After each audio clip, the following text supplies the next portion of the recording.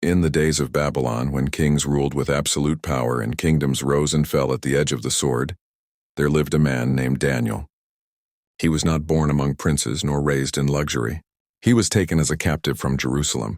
Yet even in a foreign land, his wisdom, his integrity, and his devotion to the living God set him apart. King Darius appointed 120 governors to rule his empire, and over them 3 presidents, of whom Daniel was the first. His excellence was so great that the king thought to set him over the entire realm. But envy is a cruel seed.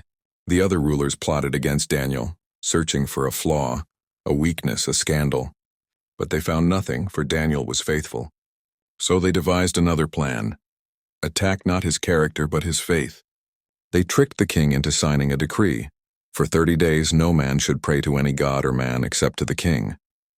Anyone who disobeyed would be cast into the den of lions. The law of the Medes and Persians could not be changed. It was a trap designed for one man. Daniel heard the decree, yet as he had always done, he went to his chamber, opened the windows toward Jerusalem, and knelt 3 times a day to pray and give thanks to his God. His enemies spied on him and rushed to the king. Reluctantly, bound by his own law, Darius commanded Daniel to be thrown into the den of lions. But before the stone was rolled over the pit, the king spoke. "Your God, whom you serve continually, he will deliver you." The night was long, the lions were hungry, but Daniel was not alone. God sent his angel to shut the mouths of the beasts. The den became not a place of death, but a testimony of deliverance. At dawn the king hurried to the den. With a trembling voice he cried out, "Daniel, servant of the living God, has your God been able to deliver you from the lions?" And from the darkness came Daniel's voice, "O king, live forever. My God sent his angel and shut the lions' mouths. They have not hurt me, because I was found innocent before him and also before you, O king." The stone was lifted, Daniel was raised out unharmed. No wound was found on him because he trusted in his God. But his accusers, the men who conspired against him, were cast into the den, and before they reached the bottom, the lions overpowered them.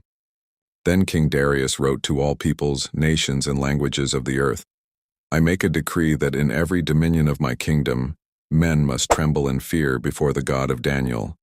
For he is the living God, enduring forever. His kingdom shall not be destroyed, and his dominion shall be without end. He delivers and rescues, and he works signs and wonders in heaven and earth. He has delivered Daniel from the power of the lions." The story of Daniel reminds us, faithfulness in prayer may cost you the world's approval, but it will secure heaven's favor. And even if you are thrown into the pit, the God who shuts the mouths of lions will stand with you. So when laws are written to silence your devotion, when enemies rise to crush your faith, remember this: better to kneel before God and be cast to the lions than to bow before men and be devoured by compromise.